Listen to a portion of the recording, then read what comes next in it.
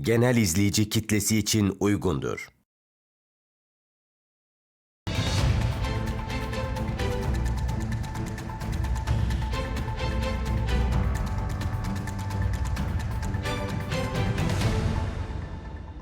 Saat Farkı'ndan merhabalar. Farklı ülkelerden konuklarla farklı perspektiflere yer veriyoruz bu programda. Dünyayı Ekotürk ekranında buluşturuyoruz.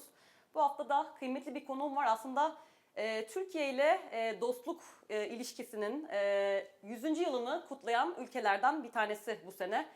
100 yılı kutladığımız dostluğumuzun, diplomatik ilişkilerin 100 yılını kutladığımız ülkelerden bir tanesi Hollanda. Hollanda'nın İstanbul Başkonsolosu bizlerle. Biz Hollanda Sarayı'ndayız, İstiklal'de, Beyoğlu'nda. Hollanda'nın İstanbul Başkonsolosu Arjen Uijterlinde bizlerle. I hope I pronounced it correctly. Welcome, Mr. Consul General. Hoş geldiniz. Teşekkür ederim röportajı kabul ettiğiniz için. Merhaba Hollanda Sarayı'na. Hoş geldiniz. Teşekkür ederim. Çok memnun oldum. Ya. Türkçe mi devam edelim yoksa İngilizce mi? Bence gelecek defa Türkçe konuşuyoruz. Tamam. Şimdi interview İngilizce Tamam, maalesef. then let's switch to English, but next time we will do it and the whole interview will be in Turkish. Promise. Anlaştık. Yeah. Okay. So, Mr. Consul General, as I mentioned, this year marks 100 years of our friendship. But of course, ties go much further back, going beyond 400 years. So, could you give us some historical background first about our strong ties between Turkey and the Netherlands? With all pleasure, and I think the fact that we're having this interview here in Palais de Hollande, which is a kind of symbol of that long stay in Turkey and this special ties that we feel with Turkey and its predecessor, the Ottoman Empire. It's a very special relationship. It's a relationship that goes very deep, that started more than 400 years ago, started officially in diplomatic terms in 1612, but even before, we had trade relations. Going back to the mid-16th century. In 1612, we had this capitulation by the Sultan. And then in 1924, after the establishment of the new republic, this friendship treaty was concluded. Also, I think it's very important to say that the relationship has gained even more significance because from the 60s on, many Turkish people came to the Netherlands for labor. And this year we also mark 60 years of the Treaty of Labor Migration. And I think this, with more than 500,000 Turkish people of Turkish origin, Turkish roots, living in the Netherlands, this is a kind of natural bridge continuing until the day of today. Mm-hmm. So 400 years, 100 years, 60 years, many things to celebrate, and a relationship which is also interesting because there was no war ever between our two countries. Well, there were some, of course, political there were tensions, political, crisis, I mean, a good relationship knows its ups and downs. Right. But in terms of we need each other, we always, in this relationship, we had something to give and to take and to exchange. And I think over the ages, over the centuries, we consider it an important friendship, mm-hmm. and we cherish it, and we like to mark it, we like to celebrate it. And this year we organize a lot of events to do so. You can maybe mention some of them? Oh yes, ones? Well actually, I mean, I brought here just to show you the first half of this year. Okay. There's many things like cultural events, like concerts, and there is a big concert as a gift to Turkey going to be in Ankara in July by the singer Karsu, which herself is a symbol, right. I think, of this Dutch-Turkish bridge. We also had recently a tour of a Dutch Anatolian rock band going through Turkey. We have a number of children events, children theater, children books that we send to different places in Turkey.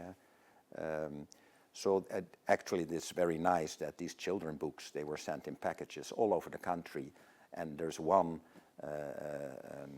one reel that went viral on social media where you see the books being carried on a mule into the mountains to a school. So very nice examples. Yeah. We have also some economic, some social, some other affairs. We hope that the central bank president will come for a seminar. We have a seminar with ISKI, the water company, because we did a number of projects together with the water company. A Dutch company was in the designing of the water master plan for Istanbul, and in the near future there will be a seminar also on the heritage of water and what it means today. So just a few examples that I'm thinking of. So it will be a very busy year. Yeah, well, as I said, that I will be traveling to Bursa in the coming days, because there we will open an exhibition on the 60 years of labor migration, which was curated in my hometown Haarlem, an exhibition on the role of women in those labor migration, the 3 generations of women since they arrived in the Netherlands. Very nice one. I will visit Bursa. It goes now to Bursa, but after we'll get it to Istanbul. Oh, okay. It will go to Erdemir, I think. It will go to Ankara, so it will also travel through Turkey. Perfect. And that's only the first half of the year. So let's see the second half. Huh? Speaking of the companies and trade relations, by the way, Mr. Consul General, Netherlands has been the biggest foreign direct investor in Turkey for a very long time.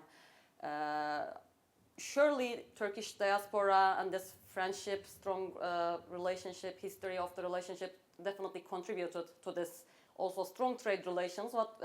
How do you see and how many Dutch companies are working in Turkey, and what are the factors that are contributing to this very strong trade relations? Also, what are the factors contributing to the Netherlands being the biggest foreign investor in Turkey, do you think?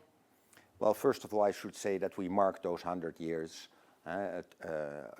with the support of those companies. It's very important to say that this celebration is not only a government-to-government thing, but also a society-to-society thing, and also, I think, a company things with the support of the company. We have a Dutch Business Association here in Turkey. We have many companies have their presence here in Turkey. Actually, we have more than 3,000 companies with a Dutch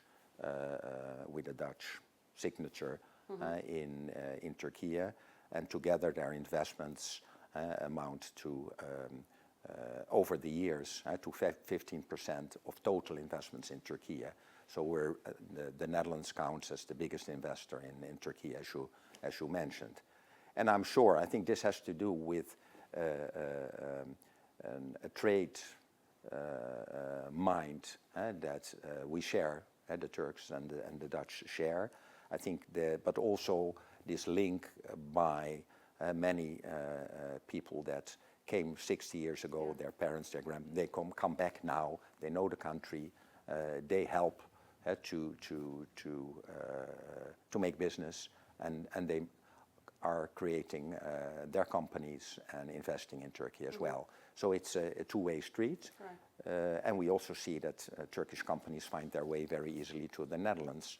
Turkey is also, or the Netherlands is an important destination for Turkish investments in the Netherlands as well. So I think this is really how a relationship should work, two-way street, looking where we can complement each other, where we can contribute, where we can cooperate. What about your, by the way, personal history? We have been talking about history of the bilateral relations, but I think it's been 3 years since you came. What were the challenges you faced? What were the things that you have achieved? What are the things that you want to achieve before you leave? So in the past 3 years, a lot has happened. I think you've witnessed COVID, earthquake. So do you want to mention some of the challenges you faced? I think it's, well, they told me when you go to Turkey you will never have a dull moment. I think that was for sure. I think it was not always easy. It were not always happy moments. I think COVID was a difficult time because this is something that you can't do what you want, and you have to kind of rethink your outreach and your work. I think the earthquake was a much bigger, more impactful event. Some of our staff, they lost family. I think also the impact, I mean, on our work was great because we since then have been working a lot on supporting and on creating projects for the earthquake victims. But also I think the fear of staff members that someday maybe in Istanbul an earthquake will hit. And I think this earthquake really made us aware that this is not a far away thing, but this could also happen in Istanbul. Yeah. So it's constantly on our mind. Yeah. What I find, which was very very heartwarming to see, is that we talked about that link between the Netherlands and Turkey and the affinity Dutch feel with Turkey. And the Netherlands immediately they mounted a crowdfunding campaign, and I think the Netherlands in total, and this is a population initiative, this is a civil society initiative, and they collected 125, 130 million euros for the earthquake victims. The Dutch network here, the embassy, created and established a tulip education and culture center in Kahramanmaraş, where mothers and children could come to recreate and to work to find some relief, and there's some very nice projects also came from that. So still we continue to send some cultural programs for children to that region, and also the business is now looking how we can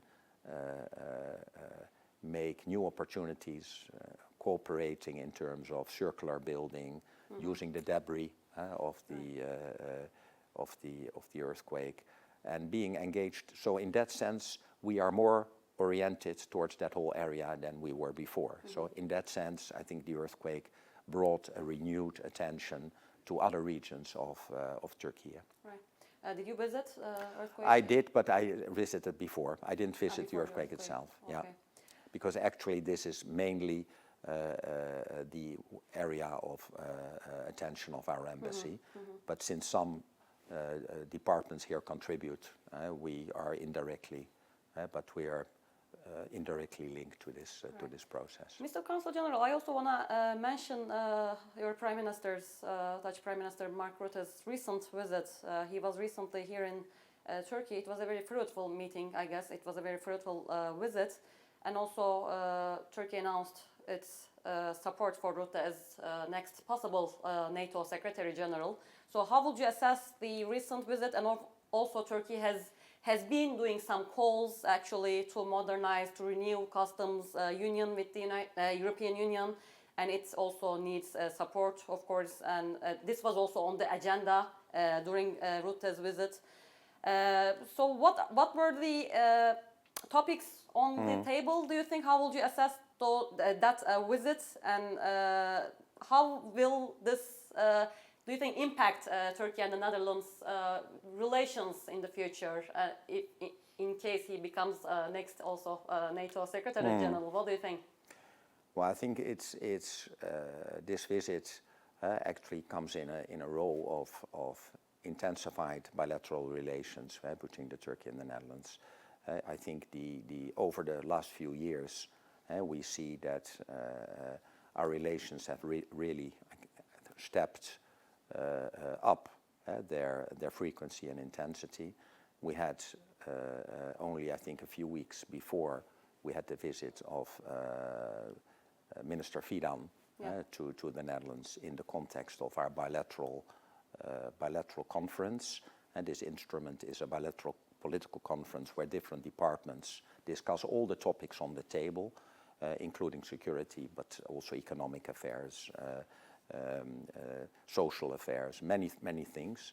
So Fidan came to the Netherlands, and you're right, Rutte paid a visit and met the president, and I think that was a visit that I didn't attend, so I cannot tell what in all the details, but the impression was that It was a visit that was in a good sphere and a good in a good way where many topics could be touched upon, issues from the region. I think it was a good opportunity to meet and to speak together in a series of meetings that we were having. And in fact, we hope for the support of Turkey.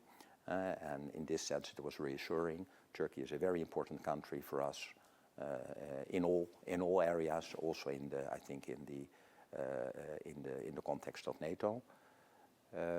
And let's see now how this process will go. I mean, some others also have to speak out. By the way, Mr. Consul General, speaking of the relations, also I mentioned customs union. One of the probably, or maybe the biggest challenge is, especially in recent months, maybe years, is the visa issue with Schengen countries, including your country, of course. What would you want to say about this? I mean, me, myself, also is concerned with this issue. A lot of Turkish businessmen, we were just talking about trade relations. This is a serious setback for sure for a lot of businesses also. So many, sometimes we see on social media, singers, artists, journalists like me. A lot of people have a visa issue. This is a real problem. Some people claim that this issue has been a bit politicized for some countries. Some people claim that this is a security concern for some of the countries in the European Union. What is your assessment on that? Do you think this visa issue is a real problem that should be addressed and solved immediately?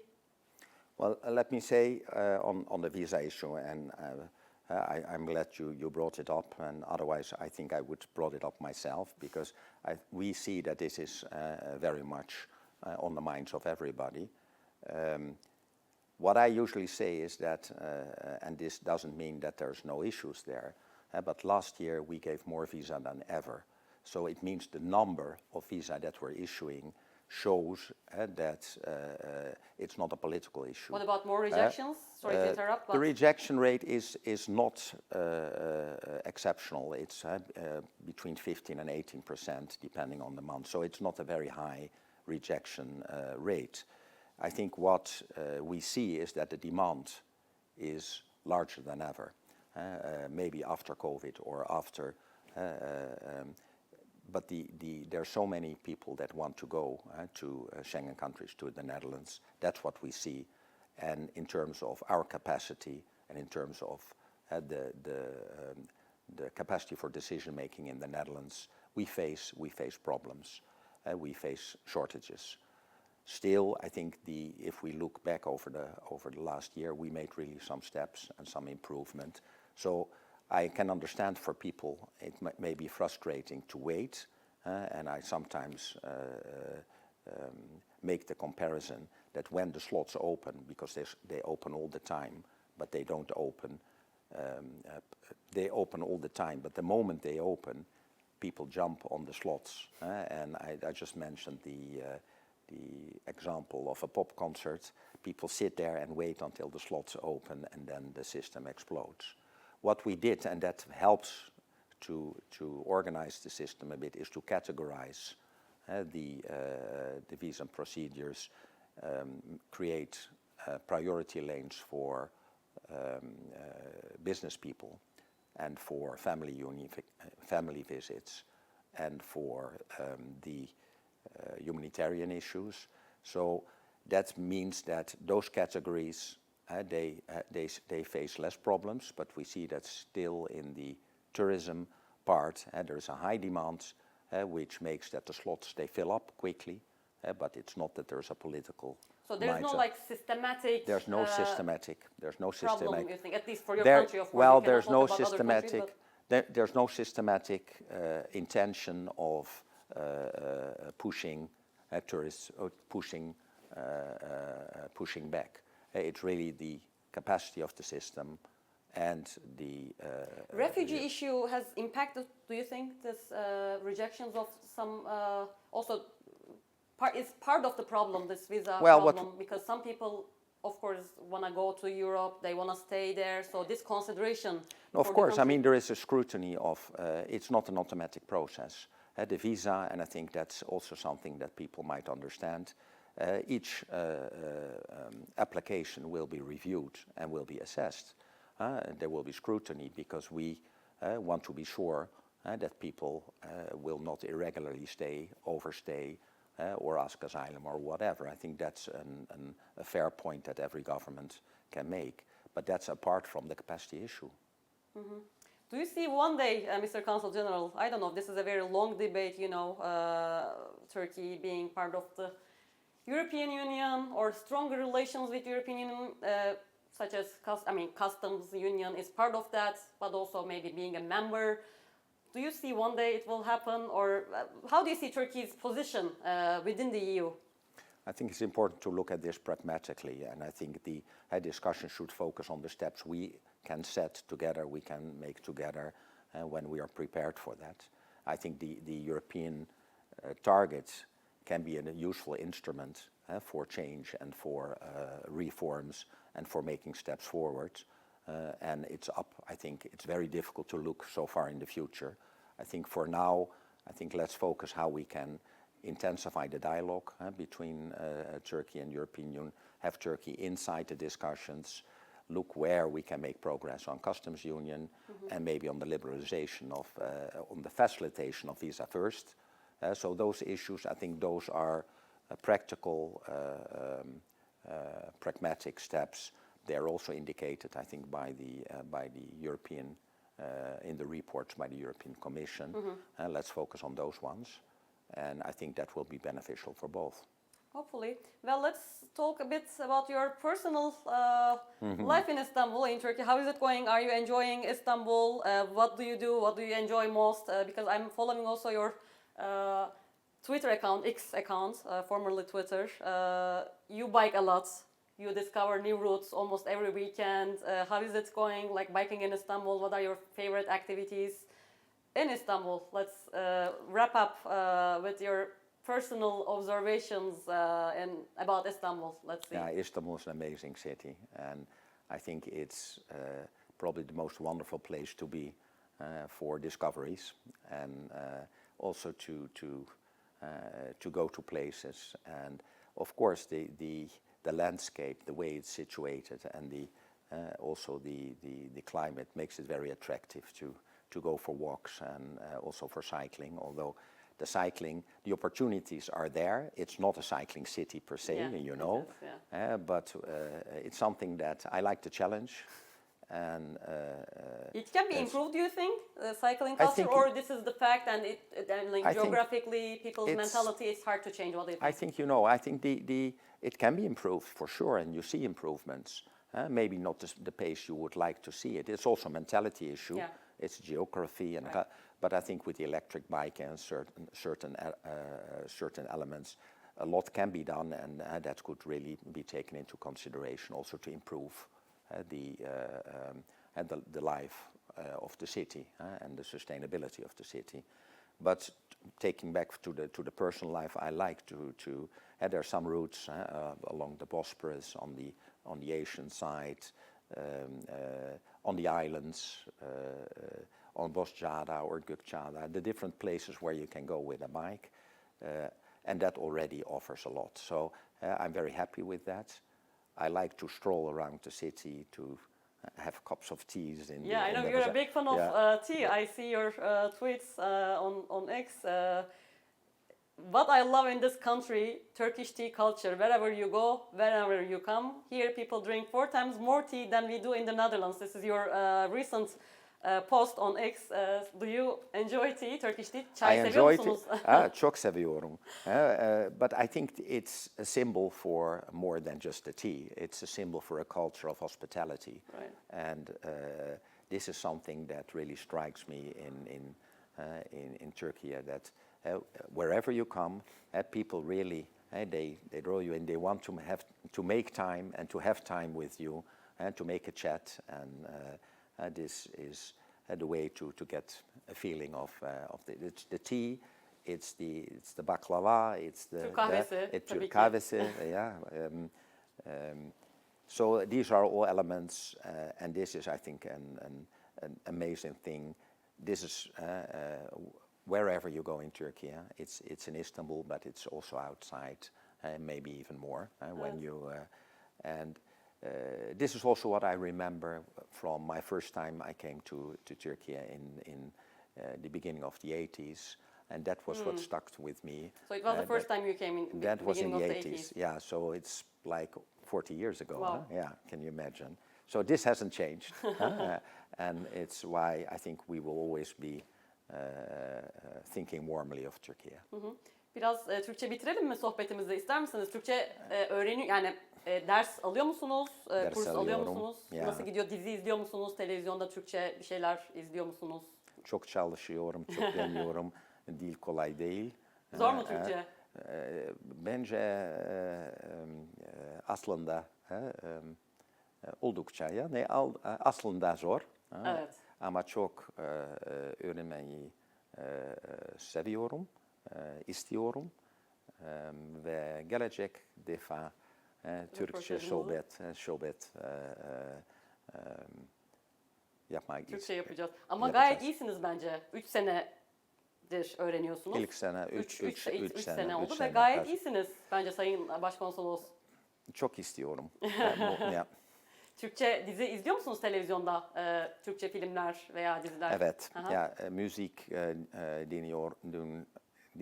Dinliyorsunuz. Aha. Film izlemek. Ya. İzliyorsunuz, film izliyorsunuz. izlemek. Hı hı, film izliyorum. Ve